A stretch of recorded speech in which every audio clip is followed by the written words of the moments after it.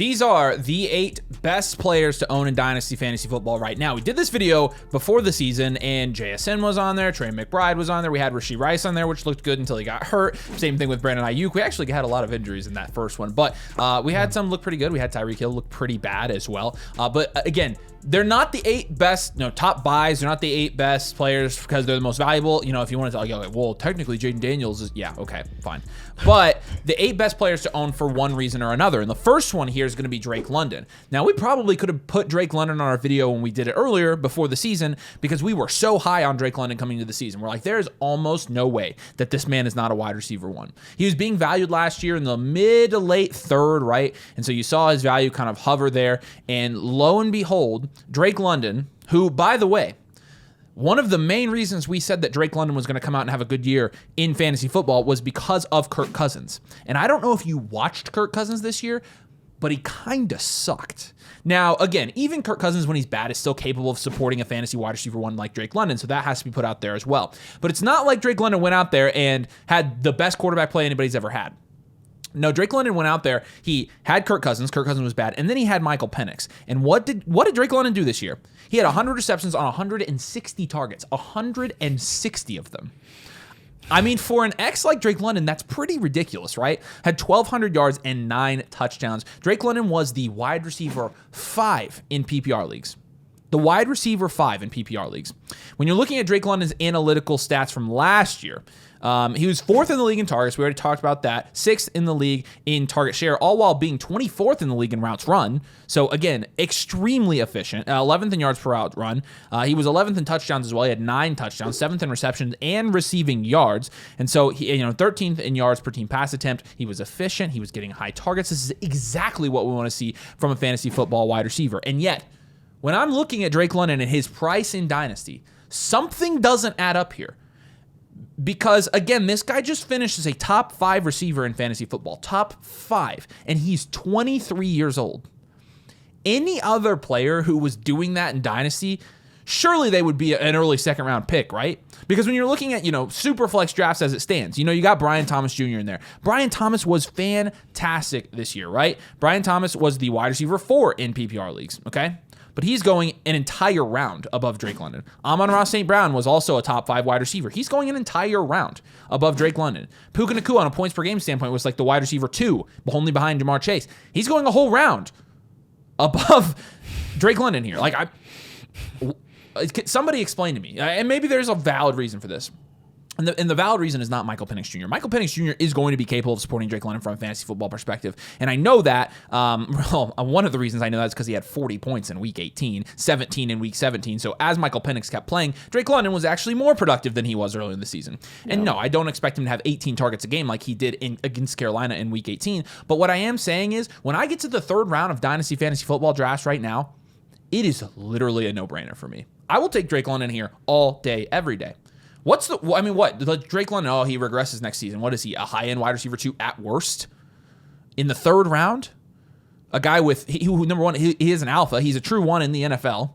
A guy with touchdown upside. A guy getting an absurd amount of targets. A guy with no other guys in that room. Kyle Pitts, nothing. Darnell Mooney was good, but it's Darnell Mooney, right? So we want to be honest about that. There's a huge disconnect between what Drake London actually did, what he's capable of, his ceiling, and then where he's being drafted. There is no better pick right now in the 3rd round than Drake London, in my opinion, in Dynasty. I will take him there all day, every day. He is maybe the best player right now to own in Dynasty Fantasy Football. He is a great value. He's productive. He's young. He's going to be on your team for years. And again, I think the situation could be better, and he's still producing like this. We planted our flag last year with London. We said he's guaranteed. We pretty much said that straight up. He's guaranteed to be a top 5 wide receiver, a top 10 wide receiver, and he was. And I don't know what else you could want. He's essentially a diet Amon-Ra St. Brown in terms of the target volume that he's getting. It's right up there. He actually out-targeted Amon-Ra this year. Now, Amon-Ra is going to do more after the catch, and he's an exclusive slot wide receiver. But in terms of like Drake London having a really, really nice high floor, it's very Amon-Ra-esque. He only had 3 games, one of which was the very first game of the season, so you almost want to throw that one away because, first game of the season. But 3 games this season where he had less than 6 or 7 targets. Other than that, it was 7, 9, 12, 13, 10, 8, 6, 13, 7, 16, 10, 8, 13, 18. I don't really know what else you want. And a lot of people are going to come out and say that the people who don't love Drake London that much or a little bit more of a downer on him, they're going to say like, hey, he really didn't start producing until the touchdowns came. You know, he had 9 touchdowns, which isn't going to be what you're going to see from a lot of receivers all the time. Okay, take 4 of those touchdowns away, he's still the wide receiver 8 on the season. Take more than 4 touchdowns away, and he's still going to be a low-end wide receiver 1. It's the targets that I really care about the most. Like Avery already said, jumping from 110 to 160 targets is a significant jump that, again, separates the good wide receivers from the great ones. Drake London is one of those great ones that's getting this target volume, is incredibly efficient and effective with the volume that he's getting. Again, only 100 receptions on those 160 targets, and he's still a top 6 wide receiver because of it. Like, is Michael Penix going to be able to take over Kirk Cousins' job and be just as successful? I mean, that's not even asking that much at this point. I mean, okay, yeah, and to prove my point, Drake London's catchable target rate last year was 41st in the league, 72%. Yeah. He didn't play with that great a quarterback play, and he still was the top 5 wide receiver. He's incredible. Get him where you can. We're going to have Devon Achane up next, and this one is interesting because Achane's a guy that we have been very up and down on, like since he came in as a rookie prospect. AKA we missed. We missed on Devon Achane objectively. He went day 2 in the draft to the Dolphins in the 3rd round. We were like, people are just elevating him because of the situation. Elevating because of the situation ended up being the correct thing to do, and Achane is actually just incredibly talented, and his skill set at the NFL, it translated at the NFL level. Now, the injury stuff was always the biggest concern, right? Because he's a twig, he's tiny, he gets hurt consistently, or we were basically saying that, like, you know, him getting banged up in college at that level probably is going to mean that he's going to get banged up at the NFL level, and that's going to kind of affect his price. Lo and behold, it is significantly impacted his price. A little bit more than it probably should have, because you get this massive spike at the beginning of the season when, you know, he's dropping 30 bombs, right? So yep. Tyreek is underwhelming. Tua doesn't look great. Jalen Waddle's doing nothing. First 2 weeks of the season, Achane has 23 and 29 points with 50-60% snap share because he's getting 5 to 7 targets a game, and he's racking up 10 yards per reception, getting some touchdowns in the air and on the ground. Good for him. 22 targets and 7 receptions, or 22 carries and 7 receptions. Like, this guy was going nuts. Then he goes down with the concussion. And not only does he go down with a concussion, Tua goes down with a concussion. And they both impact each other. So basically, once Tua's out and goes on IR, everyone in that offense just loses a ton of value, including Devon Achane. And then again, you bake into the fact that you bake into his price the fact that he has all of these has had concussion issues this year, and then people are freaked out because he's on the same team as Tua, who's getting all these concussions. In our opinion, it doesn't really matter at this point with the upside that he offers. Look at his stretch from week 7 to week 18. You could call it boom bust, but his bust games are 10 points, and his boom games are 35. The dude had 10, 26, 32, 10, 20, 20, 21, 18, 14, 31, 5, and 18 points. If you take, again, that 3-game rut when Tua went down at the beginning of the season and he had a concussion heading into the bye, you take those 3 games away, which is right in line with his market value and keep trade cut when you have that massive fall off. We're in January and he's just trying to catch up to what his price was before that stuff happened. Right. Why? His production, he just showed it in a larger sample size in the last 2/3 of the season, that production capability, and now we have questions. Yeah. And I mean, and these are coming from guys. Again, this is coming from guys we were downers on Achane. We had massive questions about Achane heading into 2024. They've been answered. We've been proven wrong. Yeah. Well, and now, like, when you're looking at his what he's value equivalent to, again, it's more about the price, because back end of the 3rd round, value equivalent to Garrett Wilson, Jordan Love, A.J. Brown, who, again, A.J. Brown, you can have your own opinion about A.J. Brown. We kind of had him in a sell video like almost a month ago. He's lost value since then. He's not necessarily even a sell anymore, but I much prefer Devon Achane over A.J. Brown. It's not even close. Breece Hall and Bucky Irving are neck and neck with Devon Achane. Breece Hall is in an awful situation, absolutely awful, not going to get any better. They're not positioned to get a quarterback anytime soon. And by the time they're going to get a quarterback, he's going to be at the end of his rookie deal, and they're probably not going to want to pay him. And then Bucky Irving, you know how we feel about Bucky Irving. Devon Achane, in my opinion, again, he's the most affordable elite running back. There's only 3 of them right now between Jahmyr Gibbs, Bijan Robinson, and Devon Achane, and Saquon Barkley. Saquon Barkley's more valuable than him, and he's 28 years old. So that's kind of, again, a lot about the price here. The risk at this point is being baked into Achane's price. And that's really the thing. I mean, the question really is with Achane, like, okay, this guy sucked without Tua. He sucked. He was so bad. Mm-hmm. So is Tua going to retire? Which Tua's never going to retire. People still think Tua's going to retire. And but again, some of it's the way that McDaniel runs his offense, and he clearly has shown that he's not able to operate a solid offense when one of his guys goes down, when Tua goes down. And that's a question. And if that's a question for Mike McDaniel, then they're going to have to move on from him at some point, anyways, for someone that can actually operate an offense when. And again, like you're talking about Achane, he's being used primarily as a wide receiver, which is great, by the way. Yeah. Second in targets, first in receiving yards, first in receptions, 6th in fantasy points per opportunity this year, and largely because 4th in routes run, 2nd in target share, 10th in yards per route run. The dude is a receiver playing running back. That's what he was used as, and he has elite target volume for a running back. You can't shy away from that. Even if he has questions, like Nathan said, it's baked into his price. This is another price one, another big price one here. Because I don't even need to read you advanced analytics or statistical analytics or production analytics on Christian McCaffrey. You know it. He's the best fantasy football asset of the last 10 years, probably. I mean, he really is. Because, and he's also the most volatile. He's consistently going 101, and he's either winning you a league because he stayed healthy, or he's losing you the league because he gets hurt and he doesn't play the whole season. Yeah. And we've seen the ups and downs of all of those scenarios, pretty much every other year with Christian McCaffrey. He did have a 2-year stretch, I think, where he managed to stay healthy. But again, when Christian McCaffrey is healthy, again, he is a top 2 running back every single time. And so his career looks like this: 10, 2, 1, 53, 38, 2, 1, 68. And so a lot of people, look at the injuries for Christian McCaffrey and they're like, it's too much for me. And I understand, right? It's definitely not something that, it's definitely not something that you want to screw around with between the knees, between, the calves and the ankles. It's not good. It's all lower body stuff. It's not great for Christian McCaffrey. He's a running back. He's 28 years old. He's already played 8 years in the league. I get it. I get why you're scared. But here's the thing. Christian McCaffrey possesses a very unique ability to single-handedly win you a dynasty league. And you gotta say nobody single-handedly. This is as close as it gets. This is as close as you're going to find somebody who will actually single-handedly get you a bye, which increases your chances of winning your dynasty championship by 50%. Christian McCaffrey is one of the only players. Christian McCaffrey when he's healthy. Tyreek Hill at full strength, right? A couple of the guys in the first, Jamar Chase this year. That's the type of guy he is. And the thing is, like I mentioned when I started, it's literally all about price. It's a lottery ticket, whereas if you hit the lottery, you pretty much win you win the biggest lottery. You win the league. You literally win it all. And when you're buying a lottery ticket, knowing your odds, the odds for Christian McCaffrey aren't like, it's a 10% chance he stays healthy and wins you a league.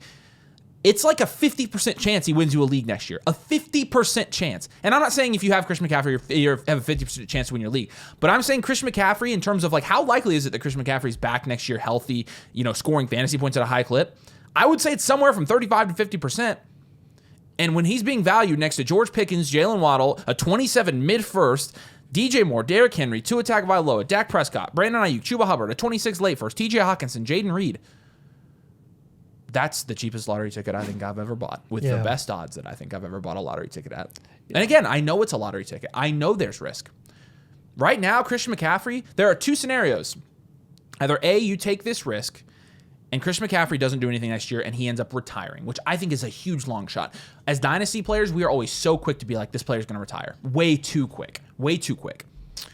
And with McCaffrey, if it happens, you're out, a 7th-round pick. Darn. Again, those first 4 rounds of dynasty startup drafts, you don't really want to mess around with the value there. You want to have guys that are going to maintain or increase their value.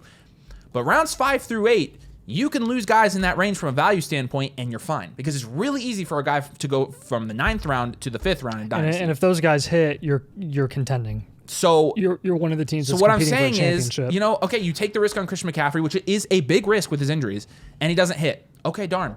If your dynasty team is that good, it shouldn't matter. And it doesn't matter for a ton of the teams we do blueprints for, and we're like, hey, go get Christian McCaffrey on this team. If he hits, again, you're starting a top 3 running back every week. Maybe the running back 1 overall.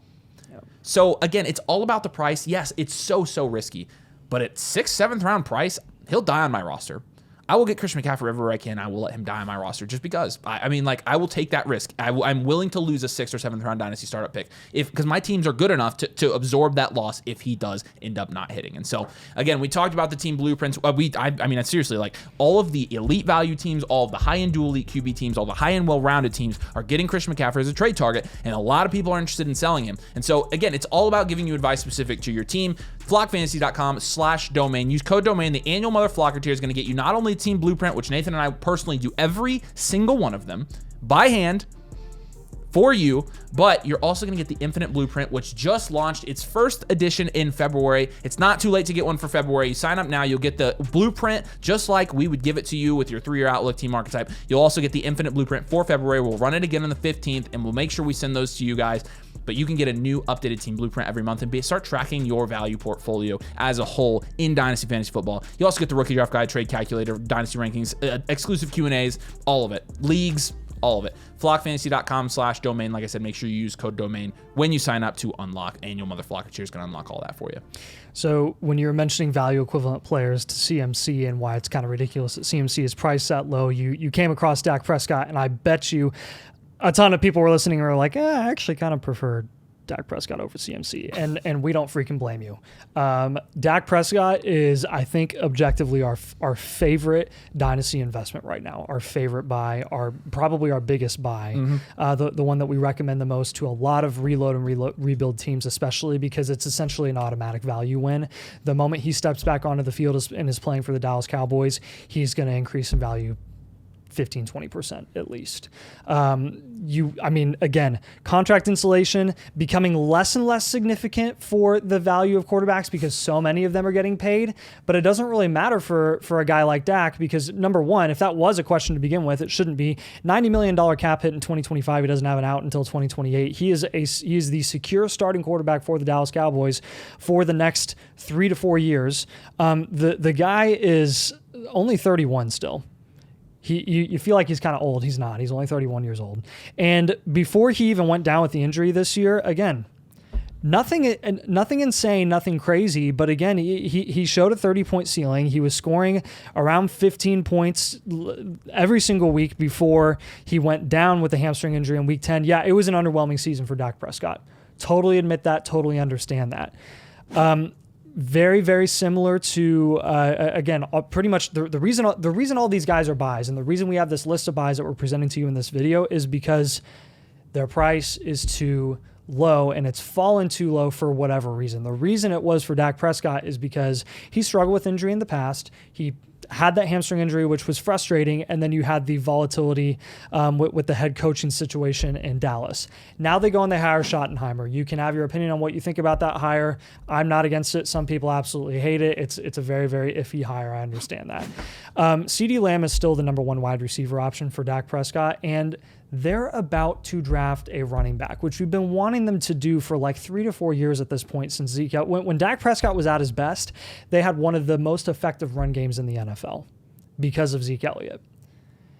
Now you're actually going to have a chance at that in this year's class. So when you see Dallas go out of their way to go draft a rookie running back in day 2 of the NFL draft, don't be surprised when the value of a lot of these offensive assets in the Cowboys are going to go up. And that's just the way it's going to be. Again, Dak Prescott, I think, is going to be just fine long-term. The insulation is not an issue. It's not a question. The situation has not changed whatsoever. They cannot get worse than where they were last year. They literally can't. They can only add. You saw that offense at its worst last year, and they're going to add weapons. If they want to compete in the NFC East, they're going to have to go invest in offensive weapons. So get ready for it. Dak's going to increase in value very, very quickly.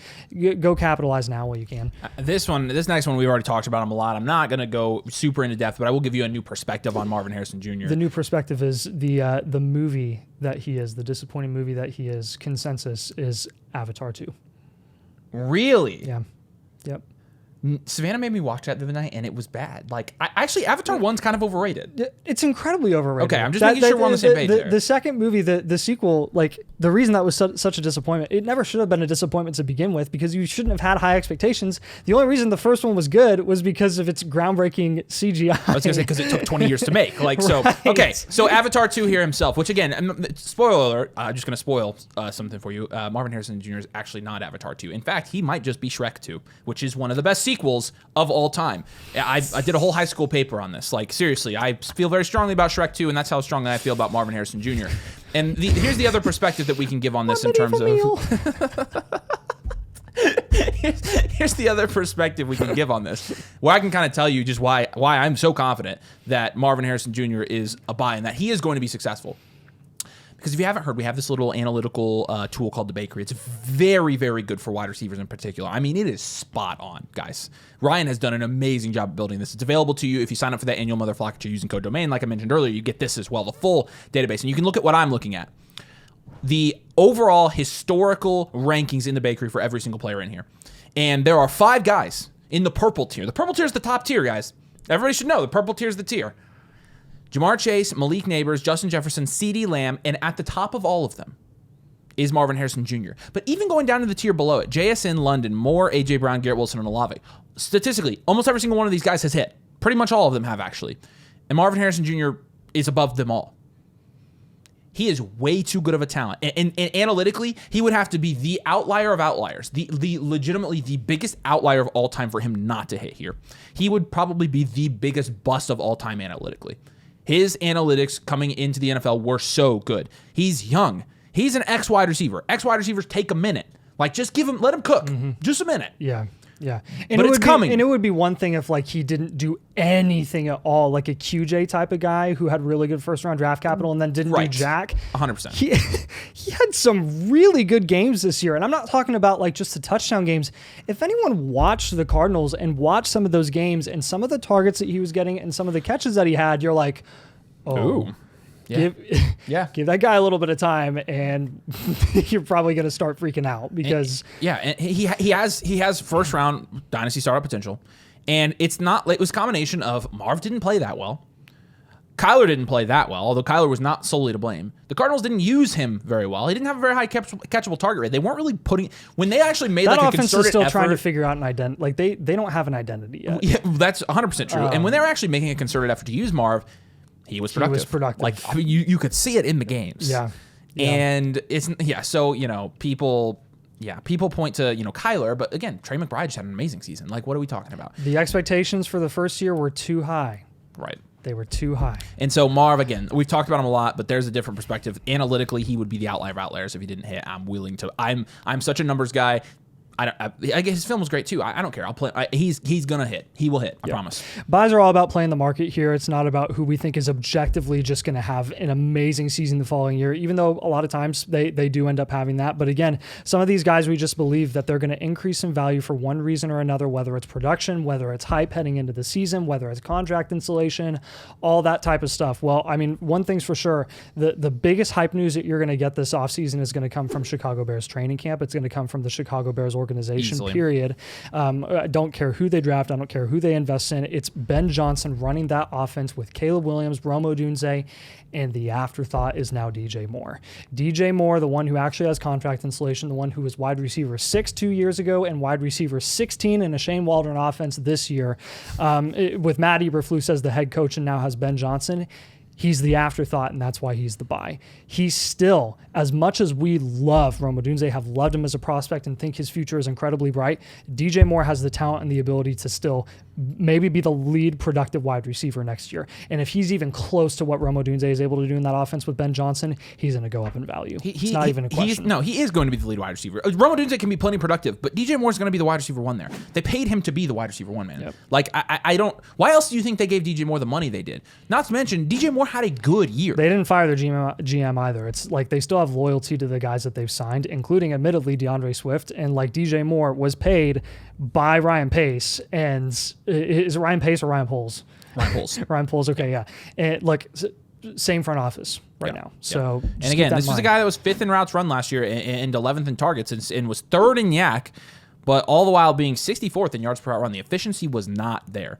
I expect that efficiency to go up as the usage, as the scheme gets better. And let me just say, it's going to be better than it was. Going from Shane Waldron to Ben Johnson is like going from driving a 2000 Honda Accord to driving a 2024, give me a sports car, Corvette, whatever. I don't know. Lambo, I drive Kia, so it's not my wheelhouse. But regardless, it's going to be better for DJ Moore, and we're really confident in that. All right, I know this one is risky, but let me explain. Let me explain this a little bit. Do the splains.